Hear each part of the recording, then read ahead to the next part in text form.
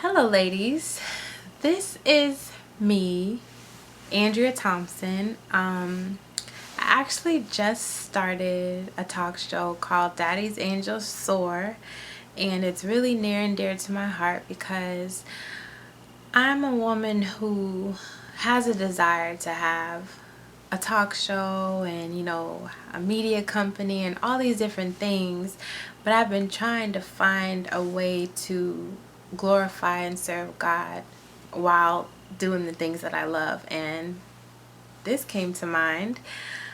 And I'm really trying my best to just be transparent and really talk to you all about the things I'm struggling with and help you all through the things you may be facing, and we help each other together.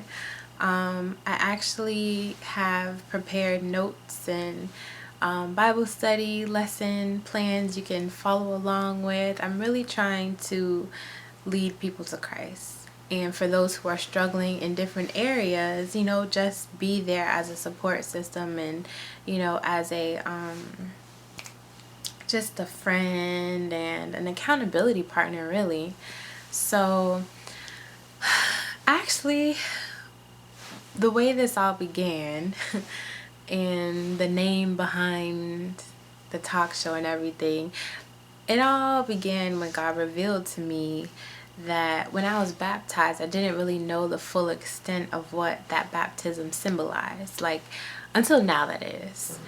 I realized that I would be dying to my old self, but I didn't acknowledge the fact that my old self and sinful nature was to be nailed to the cross and never to dwell within me again. And it's like now I'm feeling like I missed a step spiritually somewhere. Like, my mind was not fully aware of how baptism truly frees us 100% from our old selves and from our sinful selves and our old lustful lifestyles, only if we allow it. Now, I realized that I have to keep reminding myself that I'm free from my old sinful self. And every time I forget, I feel like I'm reviving my old self and giving life to something that is dead and gone.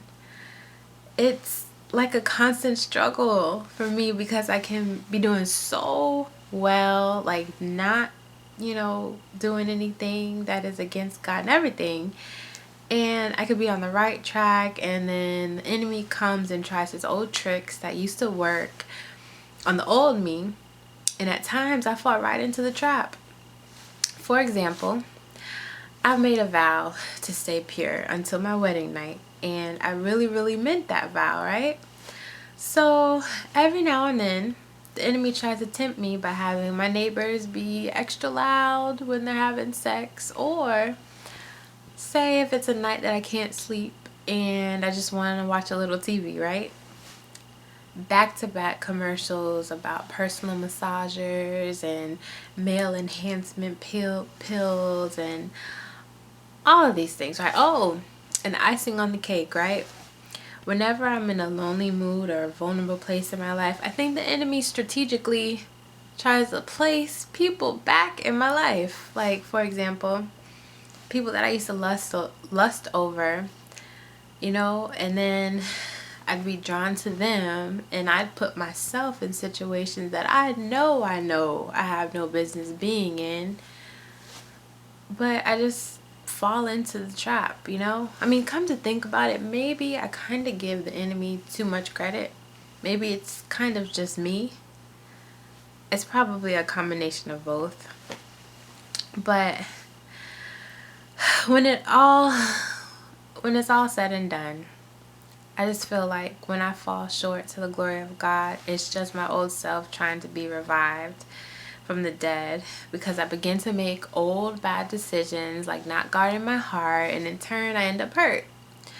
So, I mean, after reading and really studying the book of Romans, I've come to realize that the only way I can move forward from my struggles and the things that I still deal with to this day it's to not continue on this way and declare that my old self is dead and gone as of July 14th, 2010, when I gave my life to Christ completely. I thought I did on other occasions, but now I know that I've given my life to Christ completely. Because I allowed him to take control and maintain lordship over me, not just be my father, but be my Lord, be my savior, be my friend, all of those things.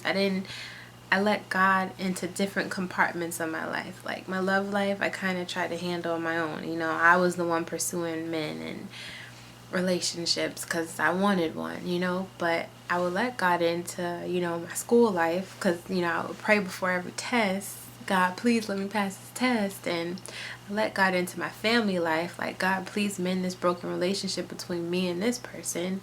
But I wasn't letting him into every aspect of my life, and in turn I was suffering inside, like, deeply.